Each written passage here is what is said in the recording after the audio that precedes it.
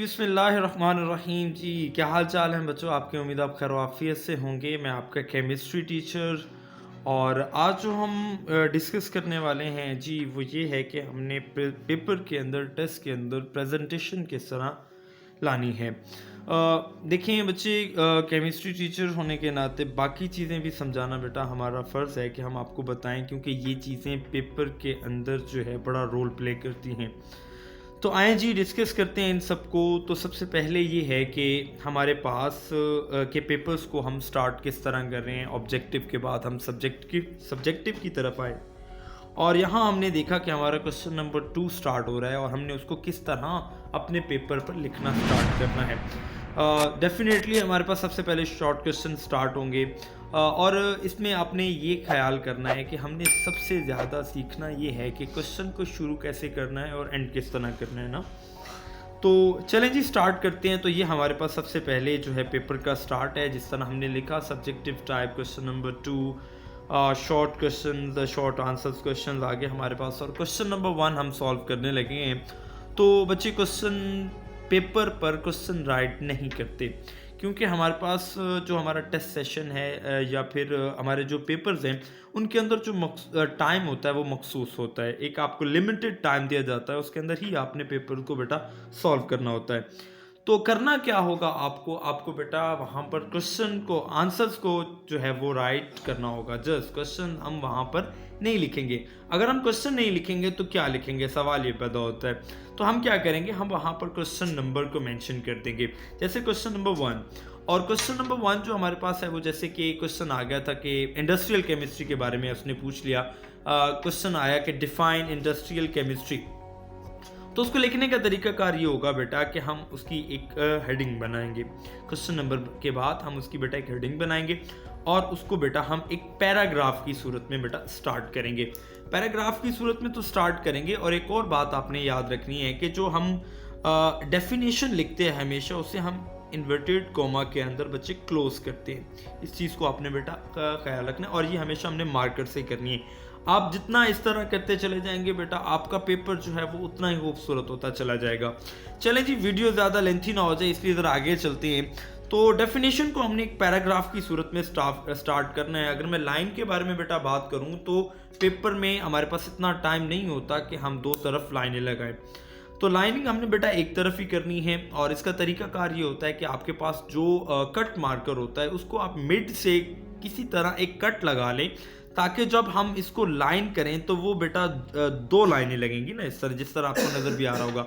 और आपने लाइन जो है वो एक तरफ ही लगानी है। अगर उर्दू का पेपर है या जो पेपर इस तरफ से स्टार्ट होना है तो लाइन आएगी बेटा इस तरफ, और अगर पेपर होना है इंग्लिश साइड, मैथ्स वगैरह जो पेपर्स होंगे वो बेटा लाइन आएगी बच्चे इस तरफ से।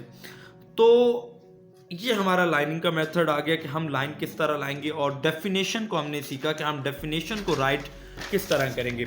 इसी तरह जब हम अगला क्वेश्चन, अगर पास स्कोप वगैरह है उसको राइट करना है, इसको भी कोशिश करें कि आप जिस लाइन में हेडिंग बनाएं उस लाइन में बेटा कुछ भी राइट ना करें, उससे नेक्स्ट लाइन में जाकर आप उसे लिखें।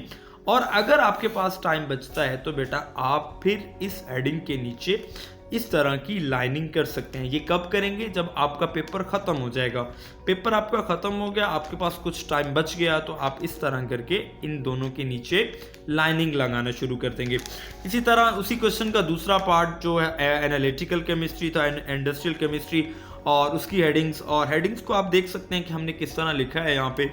कोशिश करें कि पैराग्राफ की सूरत में उस चीज़ को स्टार्ट किया जाए। इसी तरह नेक्स्ट जो है हमारा क्वेश्चन नंबर 2 स्टार्ट हो रहा है। क्वेश्चन नंबर 2 आप देखते हैं बिल्कुल हमने उसी तरह ही स्टार्ट किया। बच्चे याद रखिएगा कि जब क्वेश्चन आता है डिफरेंस में तो हम इस तरह सिंपल मेथड में जिस तरह पिछला क्वेश्चन था उस तरह राइट नहीं कर सकते। हम क्या करेंगे, उसे एक टेबल बना के, और टेबल जब हम जनरेट करते हैं तो बेटा कुछ चीज़ें हैं जो बहुत ज़्यादा ही इंपॉर्टेंट हैं, उसको ज़रा ख्याल से देख लीजिए और नोट कर लीजिए। बच्चे अक्सर लाइन लगाते हैं तो उन्हें नहीं पता चल रहा होता कि ये लाइन जो है कहाँ लग रही है। चैप्टर के पेज के मिड में लग रही है या पेज के एक साइड पे लग रही है, क्योंकि डिफरेंस हमने ज़रा इक्वल करके लिखना होता है। बेटा उसका तरीकाकार ये है कि अगर आपको नहीं पता चल रहा कि हमने लाइन कहाँ लगानी है मिड के अंदर, तो आपको पेपर को फोल्ड करें। फोल्ड करने के बाद आप यहाँ पर रखने के बाद इस तरह एक निशान लगा लीजिए। जब आप निशान लगाएंगे तो आपको इक्वली पता चल जाएगा कि यहाँ पर पेपर का मिड क्या है। पेपर का मिड जब आपको पता चलेगा तो याद रखिएगा कि वहाँ पर आपको लाइन लगाने में आसानी होगी। लेकिन आप देख सकते हैं कि इस वक्त ये जो मिड पेज का यहाँ पर आ रहा है, लेकिन हमने यहाँ पर लाइन लगाई हुई है। इसकी रीज़न बेटा ये है, हमने कोशिश की है कि हम इसका डिफरेंस निकाल लें। ये जो लाइन है इतनी, मैंने जो अभी लाइन लगाई थी वो पूरे पेज का डिफरेंस था। अब हम क्या करेंगे जी, हम सिर्फ इसका, और इसका मिड कैसे पता चलेगा, सेम वही कंडीशन हम बेटा रखेंगे। इस पेपर को इस तरह लाइन कर लेंगे और हम बच्चे कोशिश करेंगे कि उस तरह एक लाइन लगाकर हमें इतने पेज का डिफरेंस पता चल जाए, तो इस तरह हमें लिखा हुआ भी अच्छा लगेगा। तो यहाँ पर जब डिफरेंस की बात की जा रही है तो बेटा ये भी इम्पोर्टेंट एक पॉइंट है, हेडिंग्स बनेगी मेन पर, और जो पॉइंट है कोशिश करें उसकी भी एक सब हेडिंग बना लीजिए कि आप पॉइंट, कौन सा पॉइंट यहाँ राइट करें, क्योंकि आप चेकर के लिए जितनी आसानी पैदा करेंगे आपका पेपर भी वैसा ही चेक होगा। तो नेक्स्ट भी आप देख सकते हैं, और अगली हेडिंग आ गई बेटा। और यहाँ पर बच्चे यहाँ पर एक प्रॉब्लम करते हैं, बच्चों को यहाँ पर पता नहीं चलता कि उन्होंने यहाँ पर किस तरह लिखना है। मेरे पास एक पेपर है, उसको ज़रा आप ज़रा गौर से देख लीजिए। याद रखिएगा कि इसमें सबसे पहले हमने ये डिस्कस किया कि हम बेटा लाइन कहाँ लगाएंगे डिफरेंस के लिए। दूसरा बेटा एक बच्चे मिस्टेक कर जाते हैं जो बेटा नहीं करनी चाहिए, वो ये है बेटा, जब आपसे डिफरेंस पूछा गया है तो बेटा आप डिफरेंस ही राइट करेंगे। तो डिफरेंस जब आप राइट करेंगे तो फ़र्क जो होता है वो बेटा आमने सामने लिखा जाता है। मगर अगर कॉम्पोजिशन यहाँ पर आ रही है तो इसकी कॉम्पोजिशन का पॉइंट बेटा यहाँ पर आना चाहिए था। तो यहाँ पर बच्चों के लिए लाइन ज़्यादा यूज़ होगी, तो बच्चे ने क्या किया कि ये हेडिंग जो है वो आगे जाके बना ली। तो बेटा ये मेथड बेटा ठीक नहीं है। आपको क्या करना है बेटा, आपका जब ये पॉइंट दोनों कंप्लीट हो जाएंगे तब बेटा आप इसको राइट करेंगे, तभी तो आपको पता चलेगा कि आपने कहाँ किस लाइन के अंदर हेडिंग बनानी है।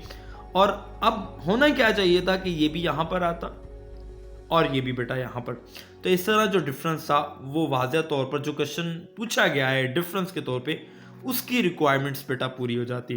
नीचे हेडिंग्स में भी देख सकते हैं वही प्रॉब्लम है बेटा, कि आप देख सकते हैं कि यहाँ पर भी वही प्रॉब्लम है, ये हेडिंग यहाँ पर होनी चाहिए थी या ये हेडिंग नीचे आकर बिल्कुल इसके सामने होनी चाहिए थी। अच्छा जी, इस पेपर में कुछ चीज़ें हैं वो भी मैं आपसे बेटा डिस्कस कर लेता हूँ। आप देख सकते हैं, नोट कर रहे होंगे कि जहाँ पर बेटा क्वेश्चन ख़त्म हो रहा है, जहाँ पर क्वेश्चन एंडिंग हो रही है, वहाँ पर एक लाइन लगा दी गई है। कुछ बच्चे पेपर ऐसे करते हैं कि उन पेपर करने का तरीकाकार कुछ ऐसा होता है कि चेकर को पता ही नहीं चल रहा होता कि ये क्वेश्चन कहाँ ख़त्म हुआ है और अगला क्वेश्चन कहाँ से वो शुरू हो रहा है। तो इसके लिए क्या किया जाए बेटा, आपके पास जो क्वेश्चन जहाँ पर एंड हो रहा है, एंड होने के बाद जहाँ से बेटा आपने अगला क्वेश्चन शुरू करना है, इन दोनों के दरमियान में आपको बेटा एक लाइन लगानी होगी। मार्कर्स के साथ इसे लाइन लगा दें। और आप ये भी पेपर देख सकते हैं कि ये पेपर किस तरह, जिस तरह ये लॉन्ग स्टार्ट होने वाले हैं, लॉन्ग क्वेश्चन, शॉर्ट का पोर्शन एंड हुआ, लॉन्ग क्वेश्चन नंबर 1 जो स्टार्ट किया, हेडिंग्स बनी। और कोशिश करें केमिस्ट्री के अंदर या बाकी सब्जेक्ट जितने भी साइंस सब्जेक्ट हैं, कोशिश करें कि जितनी हेडिंग्स बेटा बन सकती हैं आप बेटा उतनी हेडिंग बनाएं, आपका पेपर उतना ही बेहतर होता चला जाएगा।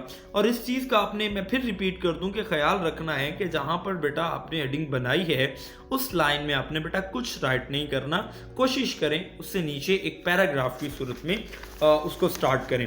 तो आप देख सकते हैं कि ये क्वेश्चन जहाँ पर एंड हो रहा था वहाँ पर भी एक लाइन लगा दी गई और नेक्स्ट अगला क्वेश्चन स्टार्ट हुआ। जैसे ही अगला क्वेश्चन शुरू हुआ आप देख सकते हैं कि हेडिंग बनी, एग्जाम्पल्स को बोल्ड करें, जहाँ पर आपने एग्जाम्पल्स लिखनी होती हैं, टेबल्स बना रहे हैं तो उसके अंदर उसकी हेडिंग्स को बेटा बोल्ड किया जाए। तो इस तरह से जितना आप एक क्वेश्चन के अंदर जितनी हेडिंग्स, सब हेडिंग्स बना सकते हैं तो उतनी बनाइए ताकि आपका बेटा पेपर जो है वो अच्छे से अच्छा हो जाए। आप देख सकते हैं एक और हमारे पास डिफरेंस आ गया कि इस डिफरेंस में आपके सामने है कि पेपर को किस तरह किया गया। डेफिनेशन थी, सिर्फ बताना था कि डेफिनेशन है, इतना टाइम नहीं था, लेकिन डेफिनेशन को बता दिया कि ये हम डेफिनेशन राइट कर रहे हैं, दूसरे पॉइंट के अंदर हम एग्जाम्पल को राइट कर लें, ये ठीक वे होगा। ठीक है बच्चों। और नेक्स्ट क्वेश्चन देखिए, यहाँ पर लाइन नहीं है, वो एक अलग पेपर है जिसमें मैंने अलग से ज़रा लिखा है कि हम ज़रा इस पर डिस्कस कर लेंगे अच्छे से। और आगे चलते चलते आप बेटा देख सकते हैं कि किस तरह इस पेपर को बेटा सॉल्व किया गया है। तो आपने क्या करना है जी, आपने एक तरीकाकार आपने पेपर्स तो देख लिया। अब आपने क्या करना है, आपने एक रजिस्टर लेना है और एक कोई पेज ले लें, कोई रजिस्टर ले लें, और आपने कोशिश ये करनी है कि आपने खुद प्रेजेंटेशन करने की कोशिश करनी है। 3-4 तरीकों से प्रेजेंटेशन करें, और आपको जो बेस्ट वे लगता है कि ये तरीकाकार अगर मैं इस तरह पेपर करूं तो ये पेपर बहुत खूबसूरत होगा, तो उसी तरीके को बेटा आप उसकी प्रैक्टिस स्टार्ट कर दें। प्रैक्टिस किस तरह स्टार्ट होगी बेटा, ये मैं आपको बताता चलूँ। बेटा हमारे, आपको पता है कि 9th-10th के इस टाइम टेस्ट सेशन स्टार्ट हो चुके हैं, फर्स्ट ईयर सेकेंड ईयर के। तो आप उस प्रेजेंटेशन को टेस्ट के अंदर इस्तेमाल करें, यूज़ करें उसे, और जो आपको बेस्ट वे लगता है उन 3-4 में से आप बेटा उनको लेके चलें।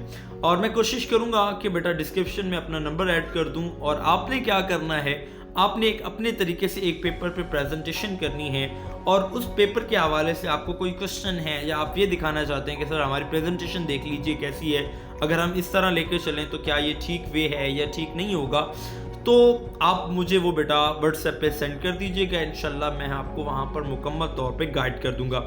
तो लें जी, हमारी आज की जो वीडियो है वो बेटा एंड हो गई।